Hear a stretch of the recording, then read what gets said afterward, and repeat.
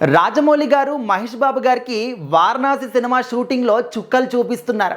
రీసెంట్గా పృథ్వీరాజ్ సుకుమారన్ గారు ఒక ఇంటర్వ్యూలో పాల్గొన్నారు.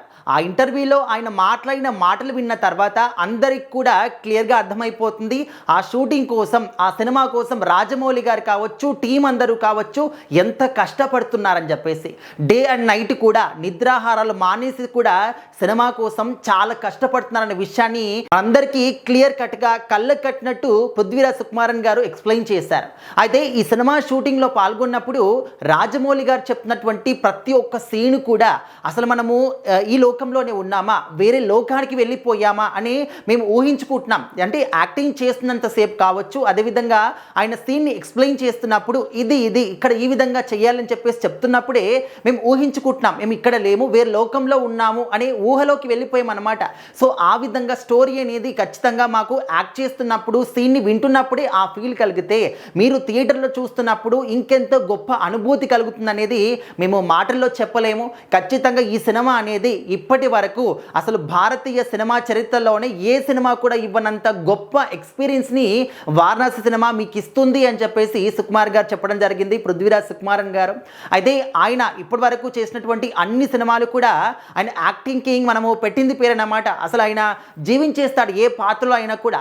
అలాంటిది పృథ్వీరాజ్ సుకుమారన్ గారికి కూడా రాజమౌళి గారి విజన్ అర్థం కాలేదట. ఆయన ఒక సీన్ని ఎక్స్ప్లెయిన్ చేస్తున్నప్పుడు అసలు ఆయన ఏం చెప్తున్నాడు నేను అర్థం చేసుకోలేకపోయాను అంటే అది చెప్పిన దానికి మ్యాచ్ చేయడానికి ఒక సీన్ని క్రియేట్ చేయడానికి, షూట్ చేయడానికి దాదాపు 90 టేకులు పట్టిందట.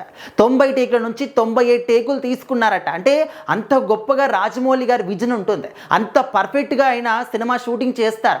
చిన్న 1 సెకండ్ కూడా ఆయన తేడా రాకూడదన్నమాట, అంత పర్ఫెక్ట్గా తీస్తాడు. కాబట్టి ప్రపంచవ్యాప్తంగా కూడా తెలుగు సినిమాని, మన యొక్క తెలుగు సినిమా గొప్పదనాన్ని రాజమౌళి గారు చాటి చెప్తూ ఉన్నారు.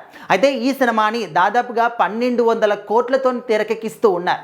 అండ్ ఇప్పటి వరకు మనము ఇండియన్ సినిమా చరిత్రలో ఏ ఒక్క సినిమాని కూడా ఈ స్థాయిలో రిలీజ్ని మాత్రం మనం ఎక్స్పెక్ట్ చేయలేము, చూడలేదు కూడా. For the first time Rajamouli గారి వారణాసి సినిమా 120 దేశాల్లో రిలీజ్ కాబోతుంది. సో మరి అంత గొప్ప సినిమా, ఇన్ని దేశాల ప్రజల్ని ఆయన కట్టిపడేయాలి అంటే ఈ సినిమాలో ఎంత మంచి కంటెంట్ ఉండాలి, ఏ విధంగా ఆయన షూట్ చేయాలనేది ఖచ్చితంగా పృథ్వీరాజ్ సుకుమారన్ గారి మాటల్లో మనము ఎక్స్పీరియన్స్ చేయొచ్చు. సో పృథ్వీరాజ్ సుకుమారన్ గారు ఈ సినిమాలో కుంభ పాత్ర చేస్తూ ఉన్నారు, మెయిన్ విలన్ అని చెప్పేసి మనము అర్థం చేసుకున్నాము.